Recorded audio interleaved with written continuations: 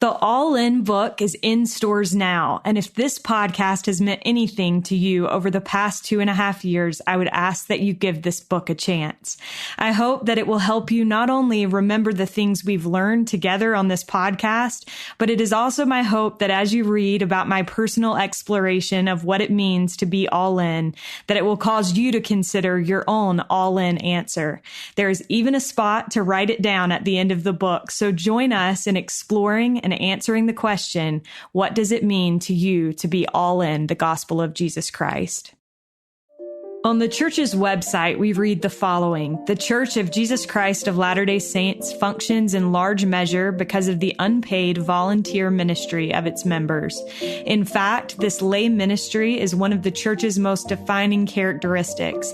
In thousands of local congregations or wards around the world, members voluntarily participate in callings or assignments that provide meaningful opportunities to serve one another. It is common for church members to spend 5 to 10 hours a week serving in their callings. Some callings, such as bishop, Women's Relief Society president, or stake president, may require 15 to 30 hours per week.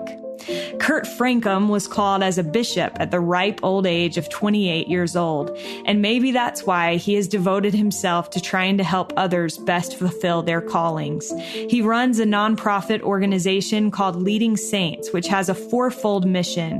1, connect Latter-day Saint leaders from around the world to share ideas. 2, enhance leadership capability.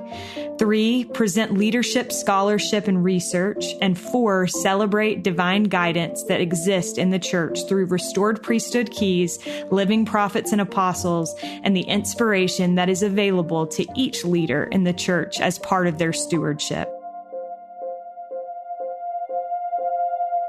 This is All In, an LDS Living podcast where we ask the question, what does it really mean to be all in the gospel of Jesus Christ? I'm Morgan Jones, and I am so excited to have Kurt Francom with me today. Kurt, welcome. Morgan, thank you. This is awesome. I've been listening to your podcast, and now I'm inside the podcast. Well, I've been listening to your podcast since I started trying to figure out how to host a podcast. Right, yeah. I listened to you to see how it was done. Well, thanks. I hope you learned something. I did. I've learned a lot, and I was thinking as I was prepping for this podcast about different episodes of yours that have made an impact on me. Oh, cool. So thank you for everything that you do. And I've told you before, my dad is a big Kurt Francom fan. Oh, yeah? You Yes. drop my name sometimes. Yeah, I'm like, oh, yeah, like how much cooler am I now?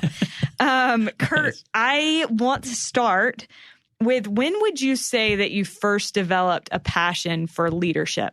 You know, this is interesting because growing up, this was my dream. I was the kid that always drew.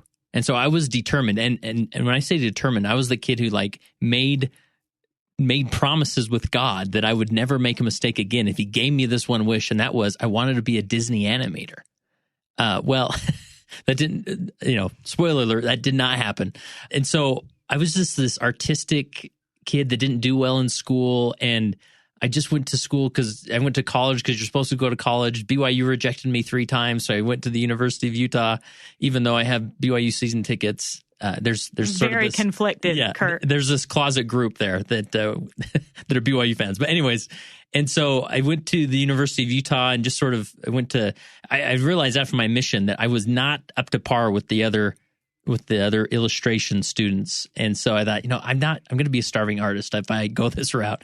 And luckily, it was through much prayer and inspiration, I felt like, I'll go the business route. So I went to the business school at the U and graduated in marketing. But I mean, I graduated with C's. I mean, I just felt like I just felt out of place there. Right. And so, but I remember taking these organizational behavior classes. And I was like, this is so fascinating. Like, I just leaned into that subject, but I was too far in my major to, change subjects, whatnot. But just throughout my life, I've just felt this pull to books and things of, organizational behavior type books of, you take this group of people and the research shows if you do A, B, and C, you'll get a more positive result. I'm like, well, that's fantastic. I read books like Influencer and Crucial Conversations and How to Win Friends and Influence People, those type of books where it's like I read this book and it's such practical ideas and I can apply them in my life and good things happen, right?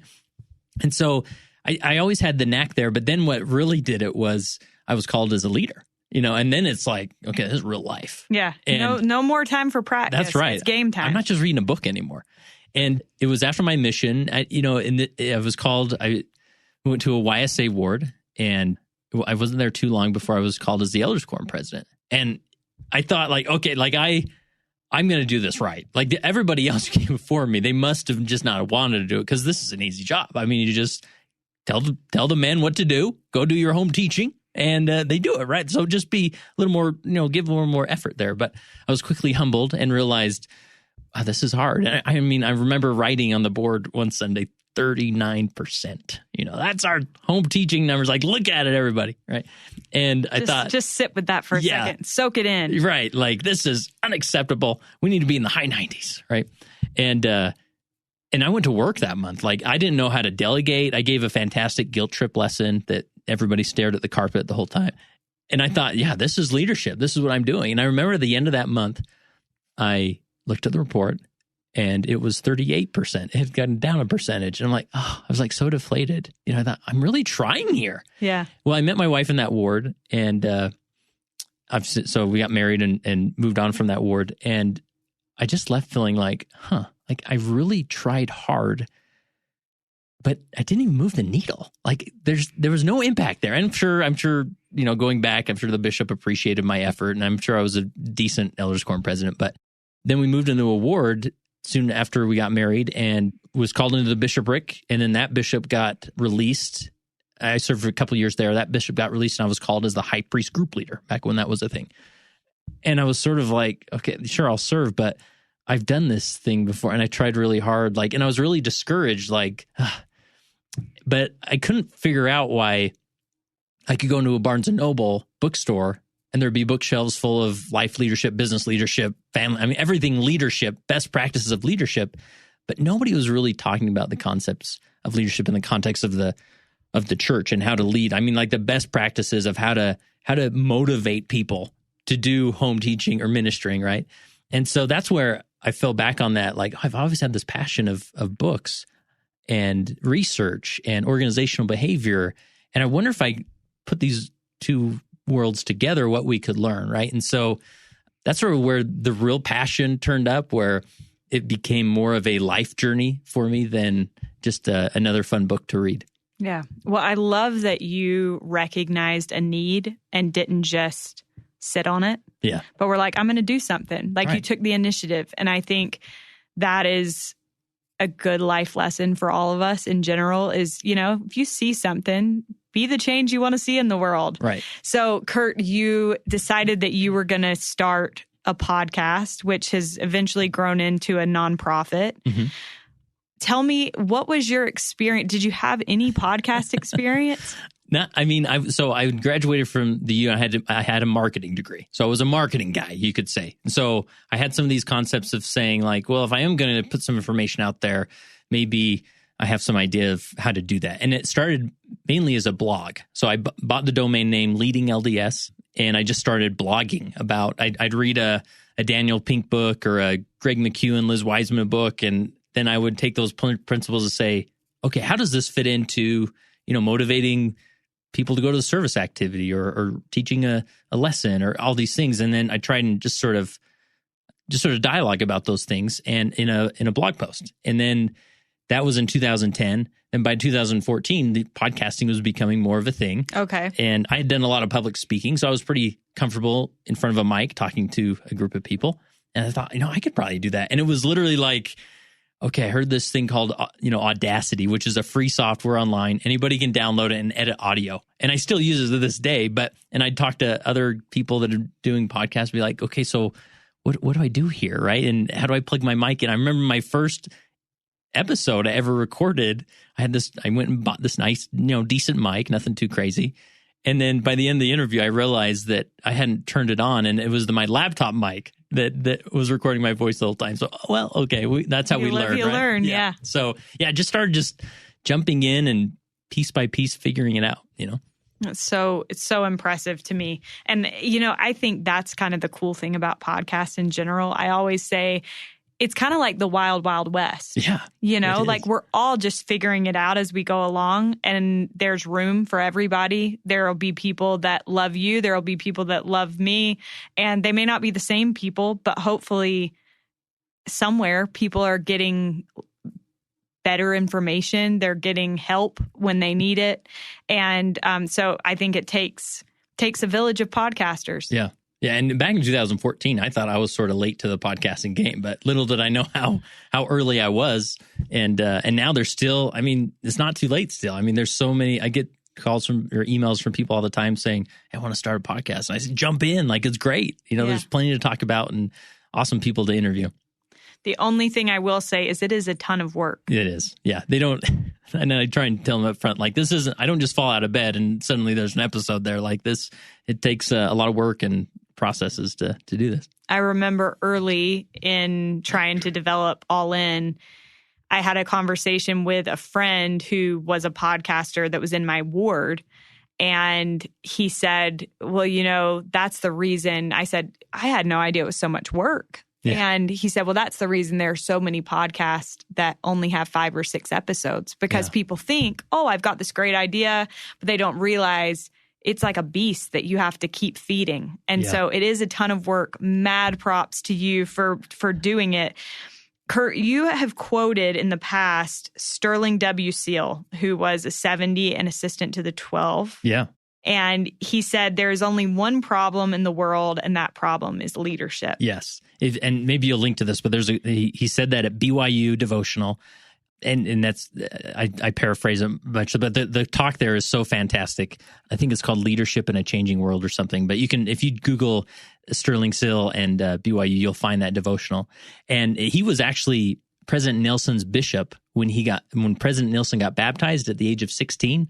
Bishop Seal was his bishop, and then he ordained President Nelson a priest like a year later.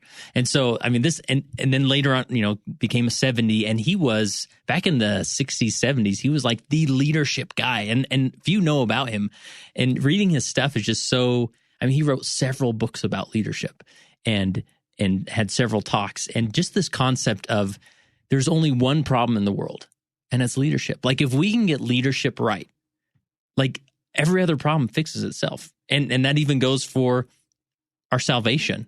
The leader came to this world and fixed it. He fixed us. He fixed, sin. He fixed it all, is the leader. And so it's so fascinating to me, like, hearing him talk about leadership. It puts me in such a mind of like, all right, we need to really, we should figure this out. And it starts with that leadership. So what are some principles we could bring to the table? What's the research out there? What, the power of priesthood keys and all this, like, that's where we can go, is we can always look at the leadership and say, all right, whatever problem we have, it can be changed. It can be influenced by you. And it doesn't even have to be the formal leaders. Like, we're all leaders to some capacity. And so we can all step forward, show leadership, and watch the problems in people's lives disintegrate. Right. Well, and I think it's so interesting that you say that, he gave those talks then. It's like, clearly we haven't gotten the message. Right. Yeah. But you talking about him makes me want to go back and read those talks. I think that especially applies in a church setting where, we sustain the prophet and we follow our church leaders, but there's also like a bottom up, that needs to be happening, and the church needs everybody. And so we really do need to understand the significance of every church calling. We need to give it all we've got. I'm always so impressed by people who take a calling that some might consider not even like a leadership calling and just do it to the best of their ability. I think about a couple of people from my home ward in North Carolina. There was a lady in my ward who was like the perpetual nursery leader. And one Sunday, and I always thought, like, maybe she'd like to do something else, like, get her out of there. She's great. She'd be great in a number of different callings. But one Sunday she bore testimony, and she said that she was at Walmart and she saw this child. And she said that the Spirit said to her, that's one of your nursery kids too. Meaning, like, as the nursery leader in that geographic area, every little baby was her nursery child. And I was like, are you kidding me? Like, Wow. salt of the earth, you know? And then I think about my brother had a Sunday school teacher who went around and like sat down with every kid in her Sunday school class just to get to know them. And that to me, it's like going above and beyond, but actually caring. So Kurt, as you have done this podcast, how would you say that you have seen that the problem in the world of the church is sometimes leadership? Yeah. So, and I want to be very clear on this, is that, you know, it's easy to then, when we say leadership, we automatically think of formal leaders, that, oh, that's the problem. But oftentimes the problem is sometimes we don't turn to that leadership, right? You know, and God has solved all of our problems through leadership. One being the Savior, Jesus Christ, the leader that's come and done it. Two is he's restored priesthood keys, and he's given them to leaders. Right. And oftentimes it's not that, oh, those leaders just need to figure that out. And if they knew how to use those keys, no. Like oftentimes we don't turn to them or turn to those keys as that opportunity to connect to Christ through his ordinances, covenants, and so sometimes it's not just a leadership problem. Sometimes we are turning towards the wrong leadership, right? There is this feeling at times that, oh, I don't want a leadership calling. And it's almost like we've been instructed and encouraged that we should not aspire to a certain calling, neither should we ask to be released or those types of things. And so we think, oh yeah, so I'm not supposed to desire to lead. So I'm going to just sit in my corner and no, I don't want it. And if they come to me with that request, I'm going to act like I don't want it because you're not supposed to want it. But I think we really disenfranchise a lot of opportunity in the church for people to say, you know what, I'll go, I'll do it. Because here's the interesting thing. The problem with aspiring is the pride. When you mix pride with aspiring, that's the problem. Not necessarily aspiring, because the first person to ever aspire was Jesus Christ. Here am I, send me. He stepped forward and said, I'll lead, I'll be the leader, because I love these individuals so much, right?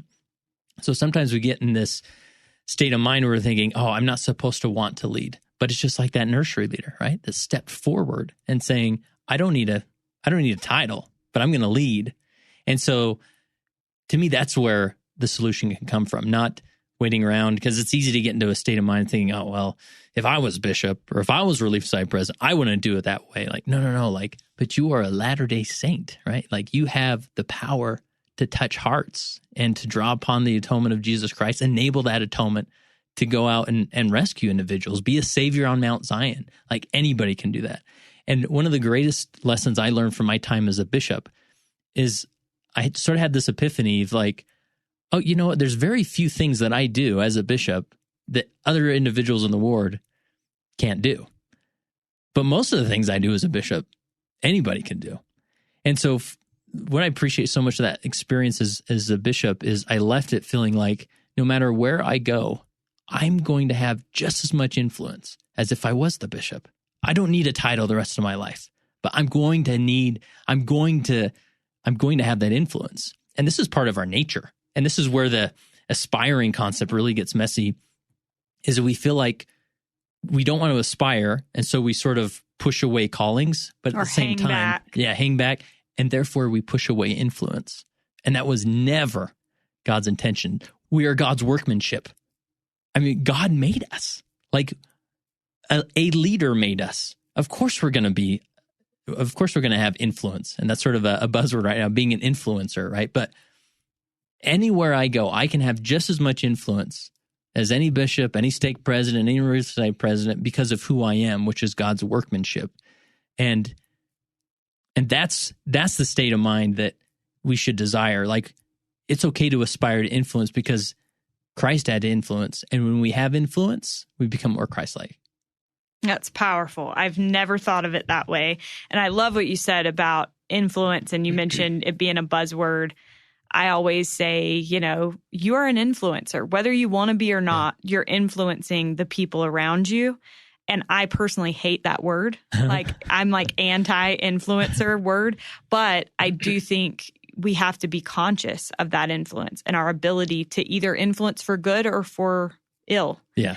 Yeah, because that's exactly what the adversary would want us to do is reject the influence we could have on others. Because, I want to make sure I'm not looking like I'm positioning myself to be the next bishop. Like, who cares what other people think? Like, go and love and serve people.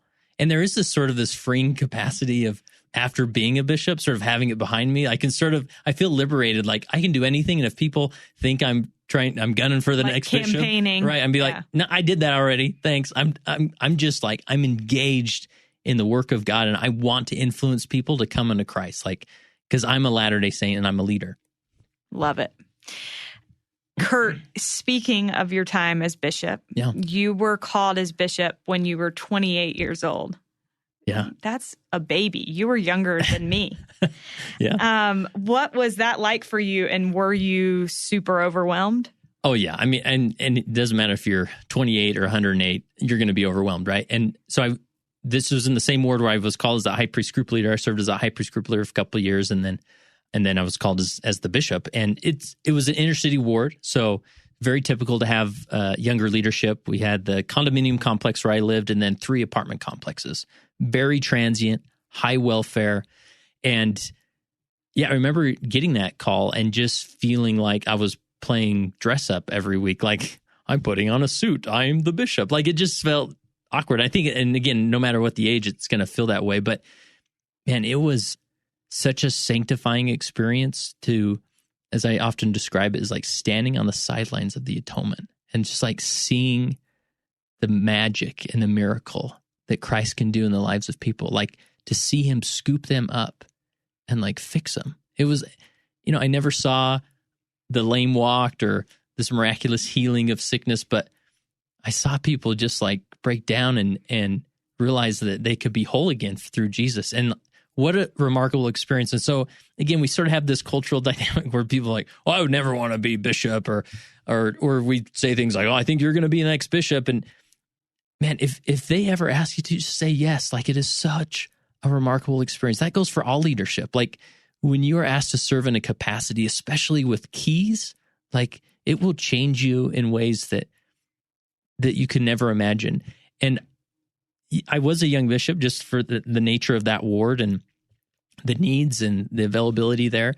But man, what a blessing it is now to be like being in those shoes and now being able to go on in life. I'm such a better ward member to my current bishop now, because I can sort of look at him like, I don't understand everything you're going through, but I get it, man. And I'm going to go out there and help this ward move forward, because I get it. I know you want engaged individuals helping you out, because I know you don't got it figured out, because I didn't have it figured out. So it was extremely overwhelming, but what a blessing. Like, I invite everybody to never make those jokes again and be like, well, I don't want to be a bishop. I wear the blue shirt to church, like, because I don't want to be called. Like, don't do it. Like, just if it comes, like, just say yes. If it doesn't, well, if that's okay, you can still have influence. But it's a beautiful, beautiful experience. And sometimes we diminish it, again, in this name of avoiding aspiring. But it was a remarkable opportunity. That's so cool. Kurt, why would you say that lay leadership shapes our church culture? Because that's something that's very unique. And having now interviewed all of these different people about all these different church callings, what is it about lay leadership that sets our church apart? Yeah. It is such an interesting dynamic. And I think, I don't know if Elder Holland specifically said that, but I in a more casual meeting, he said that one of the greatest modern day miracles of the church is lay leadership. I mean, the fact that this works, that the kingdom moves forward with lay leadership, is remarkable, because you can't imagine, like, Jeff Bezos from Amazon retiring, and then they're like, hey, we got a middle manager out in Timbuktu, Kansas. Like, why don't we give him a go at running the company? Like, every research study and business thought would say, of course we're not going to do that. Like, he doesn't have the experience, or, I think he's a mechanic too. Like, why would we put in that role? But it is such a remarkable characteristic of the modern day church, is this lay leadership, where any individual could be placed in these positions. And it's such a sanctifying experience, but it's so healing on so many levels. One, for the individual serving, and then for the people that are trying to sustain that individual, is we know that they don't have it all figured out. At least Hopefully we know that. And it creates a Zion people that I don't think we get any other way. So it absolutely shapes it in so many positive ways. But yeah, I mean, that's sort of the things we talk about. There's some negative ways sometimes when you do get that person in there who doesn't know how to have a one-to-one conversation or says something that's probably short-sighted and they don't have the full grasp of the situation. And so, but I love it all. I love the messiness of it. I love the fact that anybody at any time could be asked to lead, and then they get to grow in ways that no other circumstance would allow them to do that. I could not agree more. And I think that it's so cool to think about, I always find it interesting. Like you said, you'll have somebody in a calling, and then the person that comes in after them could be completely different. Yeah. And I think that is beneficial for us as members too. Like when a new bishop comes in to learn how to be led by different types of people, I also think is so, so neat. Okay, I've got like some kind of quick hit questions, hopefully. What would you say, Kurt, are the most requested topics that people are seeking guidance on within church service? This is interesting because we send out, we have an email list newsletter, and as names sort of fall into that newsletter, we send them a series of emails. And one of the emails we send is, what is the biggest leadership concern that you're facing right now? And above all, the biggest issue or question people have is, how do I motivate people? Like I tell them what to do, or we have these opportunities and it doesn't, and they don't do it. Like, and it's so easy to sort of shift again to like I was at your home teaching. Yeah, right. Yeah. The guilt trip lesson, right? And just be like, this is God's work and you got to do these things. And this concept of motivating people is so fascinating. But even that, like the uniqueness of that issue is that we are a volunteer organization, right? Like nobody necessarily signed up for it, this specific thing or nobody's getting paid. And John Maxwell, one of the great leadership Christian thinkers, talked about that. Yeah, it's one thing to lead in a Fortune 500 company when you have the levers of bonuses and paid time off and salaries. Like you can use those to motivate people, but when you have nothing, when everybody's there simply because they want to be there or simply because it's just what they do, motivating that group is on a totally different level. And so that's what fascinates me about these leadership dynamics is that, yeah, it's one thing to write a book about and do a research study, but what if I can imagine sitting down with a, executive CEO and saying, okay, here's the thing. Like now you try to lead where you can't pay anybody, and here's the neighborhood that you got to pick people from, and you have to run and succeed in that organization. Right. Like that is the dynamic that just excites my passion about leadership is if we can figure it out here in Zion and in the Church of Jesus Christ of Latter-day Saints, then we could be such an example for others in motivating and doing those things. So motivation is a big one. The other ones is faith crisis, doubt always goes there. We did a whole virtual summit about ministering to individuals who struggle with pornography, and it was extremely popular. I mean, these are complicated issues. When an individual comes in, and I remember day one, set apart as a bishop, 28 years old. My executive secretary hands me my schedules. Like, here's who you're meeting with, and the individual comes in, and he confesses a struggle with pornography. And I'm just like, okay, I got nothing. Have you considered stopping looking at these are such complicated issues that they're tough. And I have all the empathy in the world for leaders striving to help people because, there's some answers, there's some resources, but these are really difficult problems. Well, and I love that you are helping just have a conversation, giving some people somewhere to turn to hear from experts and to hear from people who that has been their experience. Yeah. How has it been working with the church leader after that? So I think that's incredible. Are there a few or a couple interviews that stand out in your mind? And I don't mean like the coolest one that you've done. I mean like Morgan Jones, for example. No. We both know that's not true. But I mean like certain ones where you walked away with like, that was a principle that I'm never going to forget. Oh, yeah. I was actually just reviewing one. Brent Topp from former religion professor at BYU, former mission president, stake president, and I asked him because he was a mission president, and then he became a stake president. Typically, stake presidents become mission presidents, but his experience was the other way around. And I asked him about how he prepared missionaries differently, maybe than the stake presidents who hadn't had that experience as a mission president. And he said the most fascinating thing that is so applicable and helpful for leaders to hear is that it's so easy as bishops, as stake presidents, sort of focus on the worthiness dynamic. We want to send these young men and young women out into the mission field and make sure they're worthy. And that makes sense, right? But they said, once they get out there, what mission presidents need the most, obviously they need worthy young men and women, but they also need people that are comfortable talking with strangers or, socializing or articulating the principles of the gospel. And so he said his approach was a little bit different. Of course, they covered all the worthiness things, but his approach was, let's create some opportunities for these young women to actually articulate the gospel rather than just muttering some testimony at the end of girls' camp or a youth conference. But what can we do to give them to really sit down with the law of chastity or the word of wisdom and say, how would you explain that to a person, right? And to me, it's like, man, that's so helpful for a leader to hear, and it kind of shifts their paradigm on that. Another interview that is probably my top favorite, and it was several years ago when I served as bishop in a transient area. I had by the time I was done at the end of those 5 years, I had 7 different counselors because people are moving and coming and going, right? And my second counselor left the church while he was in my bishopric. And it's a long story, but a few months after that, I was called into the stake presidency, and so I was still in the area, and I reached out to him, and we went to lunch, and we just had these conversations and trying to understand, what he's going through and trying to be that friend.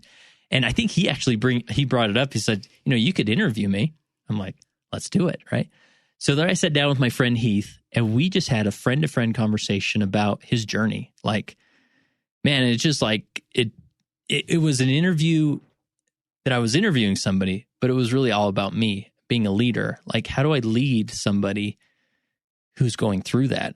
And just to hear his story and the heartbreak and what led to him taking those steps, it was such a healing conversation, but one that just brought me so much empathy as we try and relate to individuals who are struggling, who are questioning. What could we better understand? That maybe it isn't that they just want to sin. Maybe it isn't that they're not praying enough. Maybe they're praying more than the rest of us are. Maybe they're turning the scriptures more than the rest of us are. But for some reason, they're finding more questions, more doubts, and how to sit with that person and hear them and feel bonded towards them, so you can actually sit with them in solidarity rather than trying to convince them out of it. Yeah. One of my favorite interviews that you've done is the one with the parents and then their son, I believe, had left the church. The Packards. I found that fascinating. And I think, it goes back to, we got to listen. Right. Yeah. In order to know what we're doing, we've got to listen. Kurt, what would you say are the biggest things that you've learned about leadership that you didn't know before hosting this podcast? That's a loaded question. I mean, we could go on for days there, but the biggest thing that comes to mind that I harp on this a lot. This is like a phrase I use a lot: is never mistake an ability problem for a motivation problem. Because it's so easy, going back to that question that keeps coming in, like, how do I motivate people? Well, even the premise of that question, you're making an assumption that they are unmotivated. What if they are motivated? For example, in the context of missionary work, like, it's so easy to have that fifth Sunday lesson. I'm serving in the ward mission right now, and it always comes, maybe we should have a fifth Sunday lesson about missionary work. And it's like, okay, nobody needs a guilt trip lesson about missionary work. But, it's so easy to sort of say, well, come on, you love the gospel. Why don't you go talk to your neighbor? Like the old orange juice analogy, right? Like, this orange juice is great. Why don't you give it to somebody else? Just go do it. There's so many dynamics going on there that that person could be overly motivated and still unable to do it because they have an ability deficit. They don't know how to even start a relationship with somebody or start a friendship to the point where it gets to you sliding a Book of Mormon across the table and saying, this book means a lot to me, right?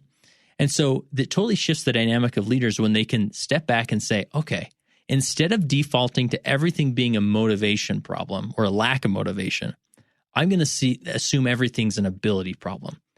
And then that's a much healthier, positive conversation to have people of saying, let's talk about ways that you can get to know your neighbors, or let's talk about ways that you can share your testimony, and goes back to, the late Clayton Christensen, his book, The Power of Everyday Missionaries. That is applicable skill level stuff that anybody can put into practice. That even, he talks about just speaking with church vocabulary in your casual everyday settings instead of saying, oh, I've served in Timbuktu or I lived in Timbuktu for 2 years, instead of saying I was a missionary for my church in Timbuktu for 2 years. And then it's like, oh, wait a minute, what? Right? And that opens a conversation. Or I interviewed evangelical pastor who wrote a book called The Art of Neighboring. And it's this phenomenal resource that talks about building community in your area.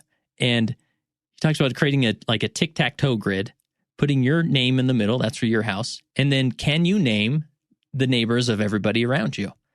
And just that activity of saying, let's see, I don't know my next door neighbor. I just call him the guy who drives the Nissan. But now you're going to go learn just his name. And that's a step rather than walking over there awkwardly with a Book of Mormon because you're overly motivated. Like, motivation isn't the problem. It's often ability. That is so good. I needed to hear that. Kurt, you have talked about how some struggle to recognize the problems in their wards or stakes. It's not that they don't want to help. It's that they can't recognize where the issue actually lies. How do you think leaders can better recognize needs? Yeah, I would say one of the greatest, there's a few things, but the first one that starts is this concept of self-awareness.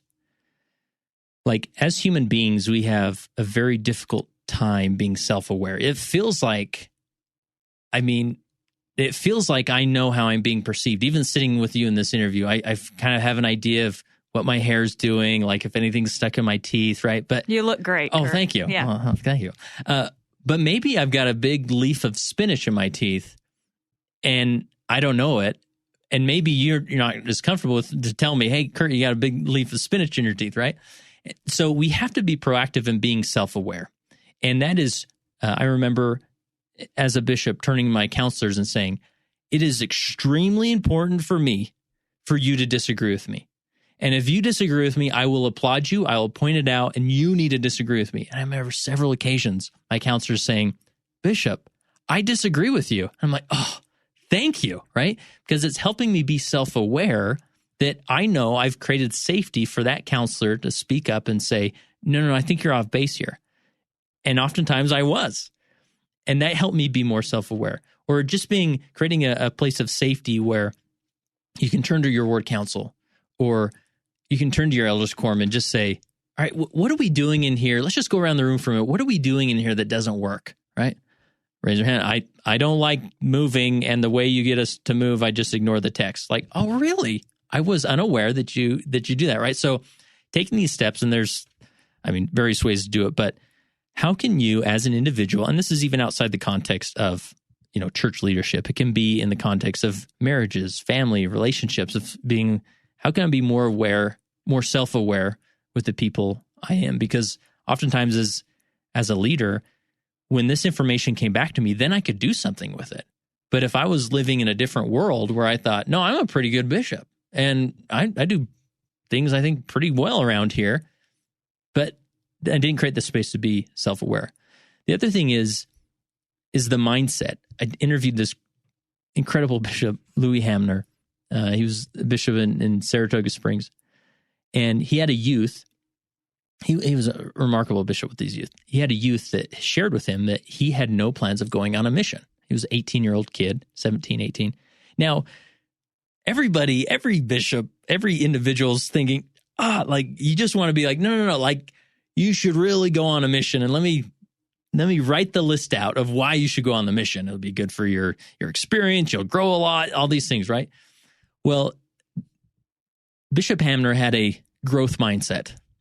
And the more we can have an open growth mindset rather than a closed mindset or a limiting mindset, it's going to perpetuate positive leadership. And so instead of defaulting to, this is why, no, this is why you should go on a mission, and let me tell you why. And he said, well, do you still want to spiritually progress? And the youth said, oh, yeah, absolutely. I still want to spiritually progress. And he said, great. Why don't we focus on that? So Louis had this growth mindset of saying, maybe we're missing something. Maybe if I get too myopic on getting this boy on a mission, no matter what, we're going to actually push him away and lose him. But instead, he stepped back and said, all right, well, how do you want to spiritually progress, right? So Ryan Goffredson, Latter-day Saint in California, has done phenomenal research about this concept of mindset. He wrote a book called Success Mindset. And he walks individuals through this concept of how you can have a more open mindset. And the research shows if you ask any individual and you say, are you open-minded? And more times than not, 90% of the time, they'll say, of course, I'm open-minded. I'm sure, Morgan, you feel open-minded. I feel open-minded. But then you can find certain evidence that maybe that's not the case. And so it's a proactive thing, just like self-awareness. We can't just assume that we're self-aware. We can't just assume we have an open mindset. Maybe we're missing something. And so, and this is a type of thing that people often use this, I call it the culture monster. Oh, it's the church culture. And we sort of dismiss it in this umbrella term, but nobody really knows what that means. But it comes back to these concepts of, it's the fact that maybe we think we're self-aware, but we're not. It comes back to the topic that we think we're open-minded, but maybe we're not. Maybe we're missing some things. And it takes a proactive effort to make sure that we're fighting through these natural man tendencies of just assuming we got it figured out and we're good. I just had a conversation. It's so funny that you bring up like the mindset thing and thinking that you have an open mind. I just had a conversation a couple of weeks ago with a dear friend of mine, and she was saying that when she got married, she thought she had an open mind. And she said, I've come to realize that I just thought my way was the best way. You know, I had an open mind. I was willing to listen to people, but when it really push comes to shove, I thought my way was the best way.